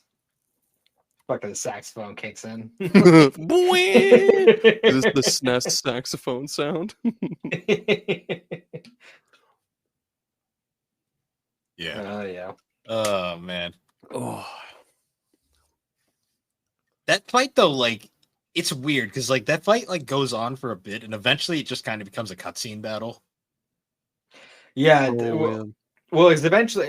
I don't know if this is just the way the fight's supposed to go or whatever, but eventually I got to a point where Paula ran out of fucking PSI, and I was just like, all right, well, I guess Prey is my only option at this point. And I was just like, oh, wait a minute, this is doing a thing. That's the thing. This is actually way better than anything I was doing. I'm just gonna keep doing this and just heal. See, on a repeat play, when you've played the game multiple times, like you know right away, it's like, oh yeah, Prey, use Prey. But on your first playthrough, you don't think to use it because it does nothing the entire game, and like you're like, oh, I guess I'll use this last resort. It's like, oh, and then you realize that's the key. Yeah, I literally only did it just for the dice roll. Like, oh, maybe I'll get some more PSI points. It's just. Then it does like 9999 damage or something. Yeah, I can use a fucking low level ice spell. And then it basically becomes a cutscene at that, because then we cut across like to all the people we've met along the way, and everyone's It's like, "Pray." basically a spirit bomb. People Yes, of Earth, lend me your power, and like people around the world are just like, "Yo, Ness is cool as shit, man. All right, kill that bitch." And I love how then you do it. they handled Gygas's like design too, because like he's not a sprite, he's just the background, and like it starts getting more and more fucked up as the fight goes on, to the point where eventually yeah. it becomes the static from the start of the game, Hmm. which was kind of cool. Another like but the y- final prayer is just like it's praying to you, the player. yeah, You're like, Oh, I yeah. believe in you, Ness. you could do it. Yeah, That part's so cool. Because eventually Gygas is defeated, and then miraculously everybody survives, because of course they do. Yep, plot and they armor. have real human bodies. That would be a dark fucking ending. If like, well, I joke because Mother 3 has a fucking dark ending. But the ending for this game is pretty uplifting, because everyone survives. But then like you get to this whole ending bit where like you go from like, basically you have to drop everybody off or you head home. Yep. And once you get home, it's like Picky shows up, Porky's brother, and he's like, "Oh yeah, by the way, my brother's after you. Bye," and just leaves. Oh yeah, that's right. I wonder if Ness ever does see Porky again. If that, well, no, I guess Porky's lost in time, because he pieces out like after that battle. Yeah, And Yeah. it's never really implied what happens after this, because it's implied that Ness and Paula become a couple, but they're also like eights, so that's weird. But moving on past that, yeah, They hold hands sometimes. It's fine. yeah, it's like Saturday morning romance where it's just like, oh, that's cute, and you move on. Hmm. But yeah, then we get the fun slideshow where it's like, oh yeah, Ness, this strange man gave a scrapbook of all your adventure. You should watch it, and then it cuts to the credits, which is that really heartwarming slideshow. yep. It's like, that's why did some old man show up with a photo book of all these pictures of you? This dude's been following me around taking pictures of me. He's telling me to talk about his fuzzy pickle. It was weird. Fuzzy pickles. I just love how throughout the game, like you'll be in the middle of something serious. I think doesn't he show up in like Ness's like dream world too at one point? I think so. I think so, yeah. Yeah. I think the only place he doesn't show up, actually, does he show up in like the womb? I don't remember if he does. I highly doubt it. I highly doubt he does. It would have been so fucking great if he did. Like, you go back in time. Well, I guess it'd be weird if it's weird that he shows up in the dream world magic can too, because his dream world's not a real world. It'd be wild if he's And some the kind of like godly entity traveling through time and space just to take pictures of you. He also shows But up down in the underworld too. So it's like, Oh yeah. Well, I was gonna say, by that point in the game, you spend more time with the fucking fuzzy pickle guy than you would poo. I know, right? Perhaps the true party members all along were, I don't know. I was gonna try to make it all philosophical, but Fuzzy Pickles guy number one. I just love whenever he shows up too. Like you'll be doing something and the music just pauses and you're like, wait a minute, and it's like, God, dun, dun, dun, dun, and he just comes in from the sky, and you're like, oh great. The worst thing too is I was playing on my Anbernic and it like defaults to low volume, so like I wouldn't hear the music when it's doing that. I'm like, why is my game frozen? Fucking throw it at the wall. And then you just see him descend from the skies. You're like, oh, that's this fucking guy. Man, that's the thing about Earthbound that makes it so wonderful. It's just how charming it is. Like, because it's so fucking great. You know what? Did anyone buy the house? What, you can buy a house? No. What? Yeah, you can buy that. On it, there's like a guy that will sell you a house, and you can buy it, and you go in and it's a shithole, and like the whole back wall is missing, and it's like it's got a great view. It's like, yeah. It's supposed to be a little gag thing you do at one throughout if like you feel like saving up for it, but it's like in the way. It's like buying the villa in Final Fantasy VII, where it's completely useless, but it's kind of funny. How much does it cost, out of curiosity? I forget, to be honest. I've only done it once, and I was like, oh, it's a shithole. now that we brought up the Fuzzy Pickles guy, it is really weird that he only ever does the photos of Ness. He's never seen in the first game or the third game. What up with that? What's So up with that, Nintendo? it's the vacant house. It is you can buy it from the real estate agent for $7,500. That's a lot. pretty That's a lot of cheap. cash. And it's You know what? useless. It is absolutely useless. The vacant house. Vacant house. Yeah, it's just vacant. Okay, duh. I don't know why I thought a different word. It's in on it. But it's like you buy it and it's like it's got a great view. The real estate is like, yeah, it has a great view. And then you go in and the whole back wall is missing, and it's like, yeah, it sure does. I mean, taking that into account, 7,500 is not that expensive. I mean, shit. Inflation must not have won it yet. Yeah. So, do you guys know about Earthbound's infamous anti-piracy protocol? Yes. Oh, I heard yeah. about that. Yep. So, for those who don't know, Earthbound has one of the most despicable but also kind of amazing anti-piracy like protection features ever. Which is weird for Earthbound of all games. But essentially if the Super Nintendo detects you're playing a pirated copy of the game, rather than just not letting you play it, instead it will make the game 4 times as hard. Like all the enemies are like ridiculously more powerful, and like you get like less experience, and like there's twice as many, and it basically makes the game almost impossible to play.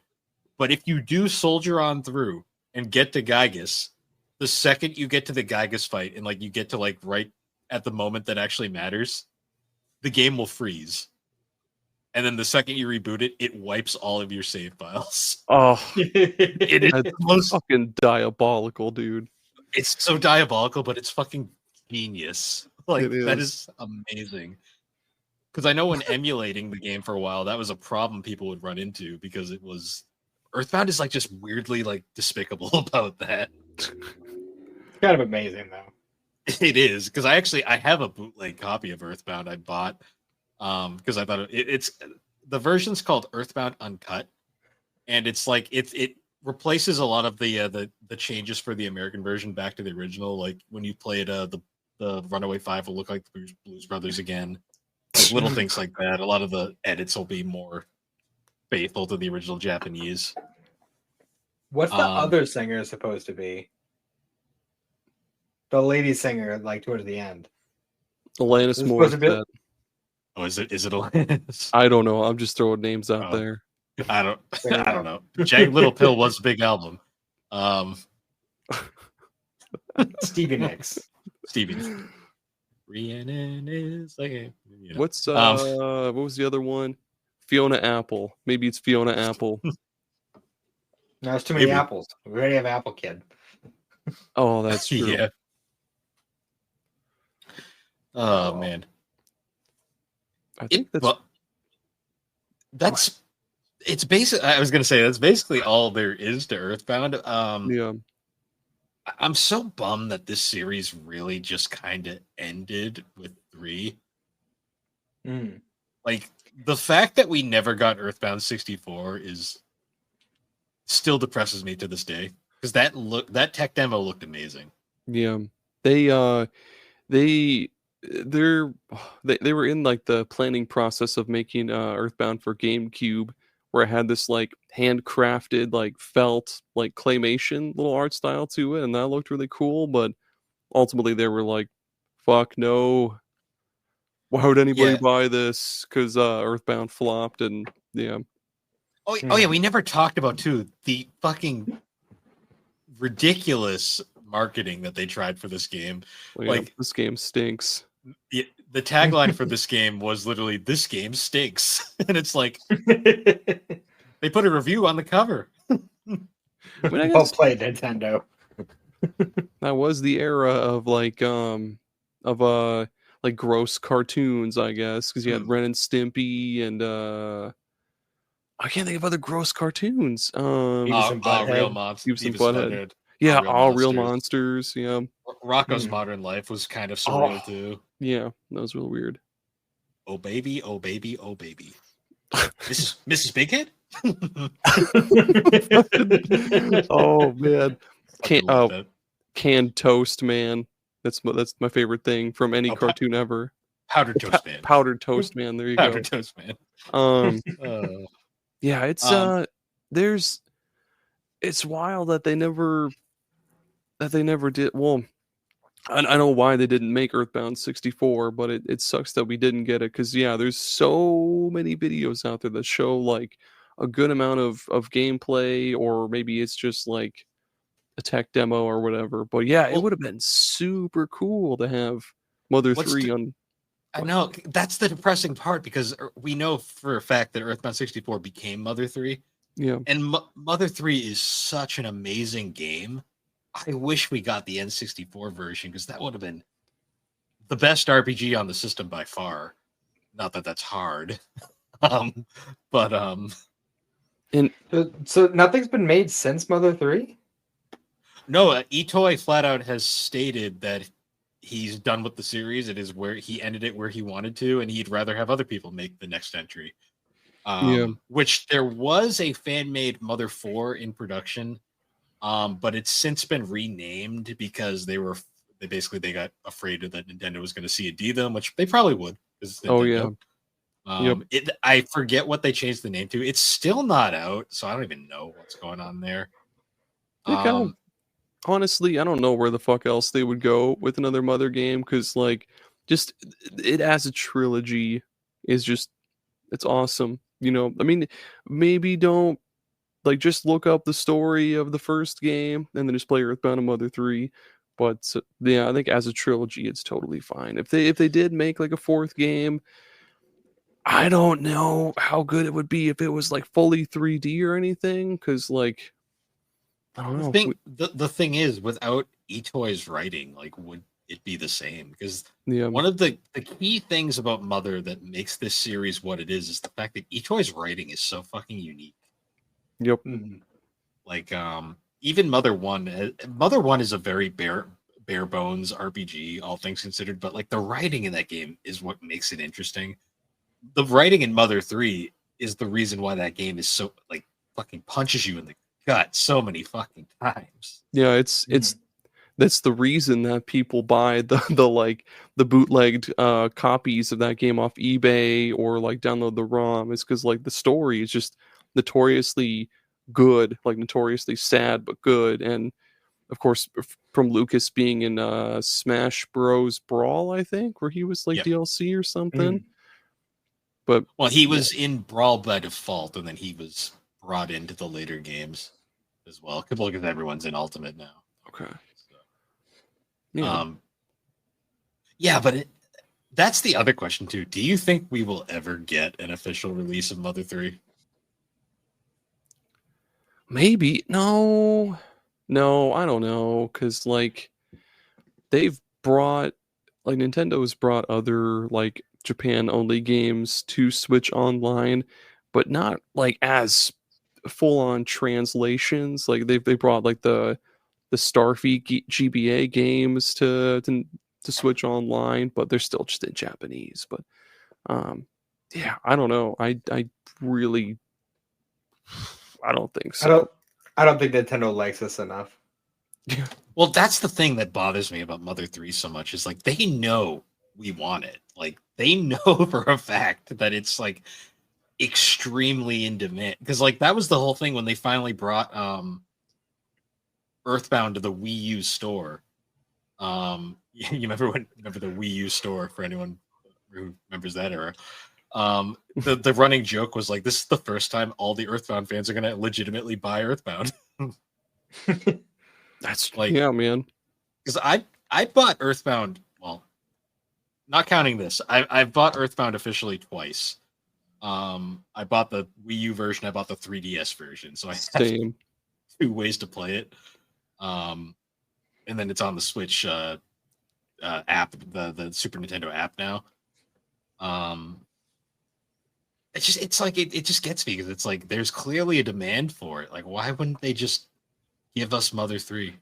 And part of me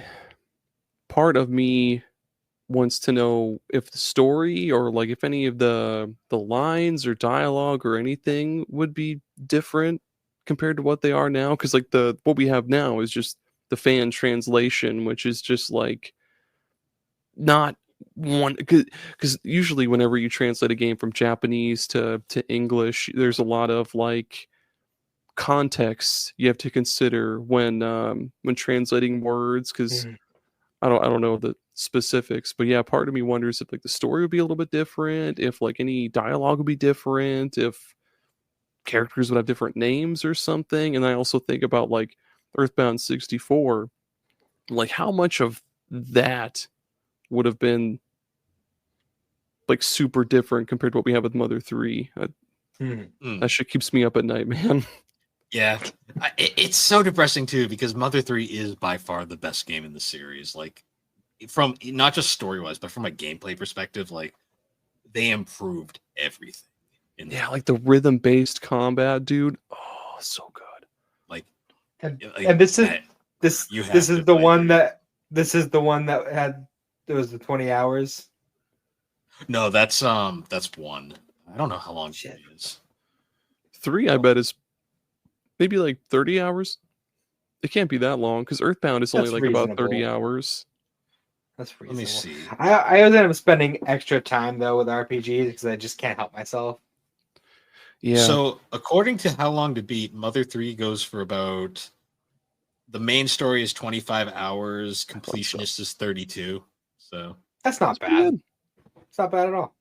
And you know what? There's a lot of other really good short RPGs out there. I'll hit you with sometime. I can't think of their names off the top of my head, but there's a lot of like, I also don't fuck with longer RPGs anymore because I just don't have the time. Like if I can find Mhm. one that's like 15, 20, 30 hours, it's perfect. Like you and I are in the same boat with the toddlers. Yeah, dude.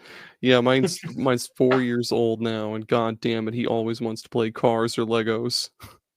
Hmm. so Matt, I have to ask. So, this is the third in I guess, a series now we're doing of your first time experiences with all these RPGs. Where would you rank Earthbound with all the other RPGs you've played since we started the show? That's a hard choice because all the ones like especially the ones that we've covered specifically, they're also different from each other. Very true. If it makes it any easier, what would you give this game out of a 10? Maybe? Would that be fair? Yeah, I'd say like, what's your ranking on Earthbound? I give it like a 8.5. That's Like fair. it's a solid game. There was a like it was a solid like I think like right after Pooh was brought in the mix, I kind of put the game down for a while, and then it took me a while to kind of like gear myself up to get back into it. And Yeah. it's that this isn't a negative thing about the game. It's just like I just hit a point where I think it's just the point I'm at in my life right now, where it's just like I hit a point where like I kind of expected there to be a lot more to the game. I didn't realize how far I was into it, so I just kind of like I had to kind of like hype myself up to get back into it and like really dump time into an RPG. It's I get it. it's it it is really interesting when you think about like this era of RPGs because like when I think of like, so the Super Nintendo Genesis era of RPGs is it's such a iconic era because like some of the greatest RPGs of all time came out of this era. Like we always say, like obviously Chrono Trigger, Yep. Final Final Fantasy Fantasy 6. 6, even Final Fantasy 4, Yeah, Final um, Fantasy 4, Secret of Mana, Secret of Mana, Fantasy Star 4. Like Fantasy Star Phantasy 4 Star is 4. like that one game from the Genesis where people are like, oh shit, the Genesis could do RPGs too. Um, Shining Force. Shining Force, Dragon Quest 6, like was it Yep. Ant 5, even Ant 5. God, the There's list still goes on, man. there's There's still so so many. many RPGs I need to fucking Super Mario RPG, like, That's a good short one. Yeah, Super Mario RPG is a although shorty, but it's good. if you're gonna play that now, though, I highly recommend picking up the Switch version. Yeah, the Switch version is worth it. fair. But yeah, Earthbound is so weird because it's like it's one of those games that unfortunately has been like overhyped over the years by a lot of people who haven't played it, as I've discovered. Yeah. But also like it's a really good game in itself. It's just you have to get past that. Like it has a bit of early RPG jank to it that you kind of have to shake off. But once you get past that, it's such a charming experience that there's nothing like Earthbound. And I think that's what makes it stand out even today. Yeah. For sure. Like, because like we live in an era now where like we have a lot of these RPGs that do the whole like, oh my god, what the fuck random like nonsense. But like Earthbound, the way Earthbound did it was like Earthbound was very all over the place, but it somehow managed to still be concise too at the same time. Yeah. And even And I think, like oh, go on. even as like I remember one of the big criticisms of the game back in the day was that it didn't do anything different from what other RPGs had already done, like Dragon Quest and shit. But there's a lot that stands out now that you don't see in other RPGs, like the rolling health counter, the auto battles when you run into an enemy. There's a lot this game does. The humor and setting alone were so different at the time. Like, Yep. a lot of people like to say like Earthbound was kind of like Persona before Persona in a lot of ways. Like it was a real world RPG that wasn't set in a fantasy world, and it just kind of did its own thing in its own weird way. I mean, your dad's a phone, for God's sake. At least Nest has a dad. Does he? Kind of like maybe his dad is maybe like every time he calls his dad, he's just like he's calling like a hotline or something. It's his mom on the other end, just pretending. Hi, Ness, this is your dad. I put $6,000 in your bank account. Do you want to make a record of your journey? Okay. Do you want to continue playing? Okay, bye. You should probably take a break. You should probably call your mom. She's worried sick about you. What's kind of funny though, thinking about that, like the developer of this game, Ape Inc., would eventually go on to become Creatures Inc., who is one of the co-developers of Pokemon. You can see a lot of Pokemon vibes in this game as well. Didn't Ape also end up becoming Brownie Brown, or like is that a separate? Brownie Brown Brownie Brown was this studio that Itoy worked with to do Mother 3. Oh, okay. Because Ape ended up becoming Creatures. But like Ape is weird because they kind of developed 2, but in reality, most of 2 was done by HAL. Because Ape, I think the only game that Ape really truly fully developed was Mother 1. Okay. Ape is confusing because even like it's kind of confusing because it was Itoy's studio and then it just kind of became Creatures, and Creatures also wasn't the main developer of Pokemon either. They were like an assist studio. You know what? Now that you're saying Creatures, I can see like Creatures Inc. coming up in in my brain. I can see that coming up in the Gen 3 game, like intro, like Sapphire. I can see it now. Okay. Yeah, because every Pokemon game, it always starts with Nintendo, Game Freak, Creatures, Inc. It's always like, right, they all work together on Pokemon. Yeah. I'm sorry, you guys keep saying Creatures Inc. and all I can think of is Mike Wazowski. So. Yep. Yeah, we got a 2319, a 2319. Oh man.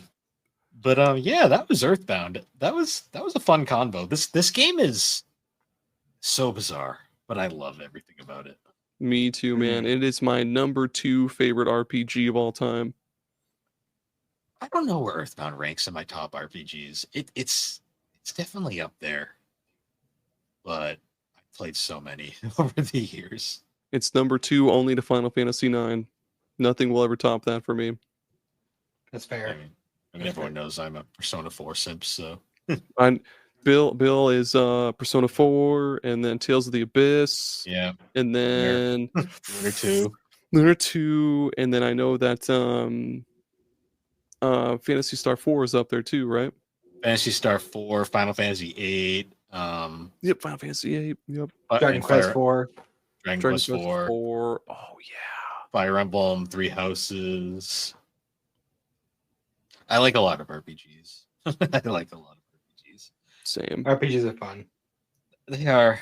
They They're are. fun. I'm glad you're getting into more of them, man. Yeah, especially all these like little shorty ones. Don't worry about the long ones. Like, get all these shorty ones out of the way first, because there's a ton of them, a ton of good ones. The only longish one I want him to play is 9, because he's got to experience Final Fantasy 9 at some point. Yes, you do. Well, that's on the list. I have it on my Switch already. So fuck yes.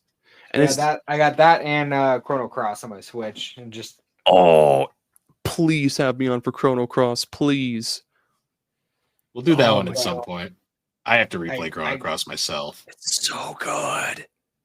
More party members. More party members.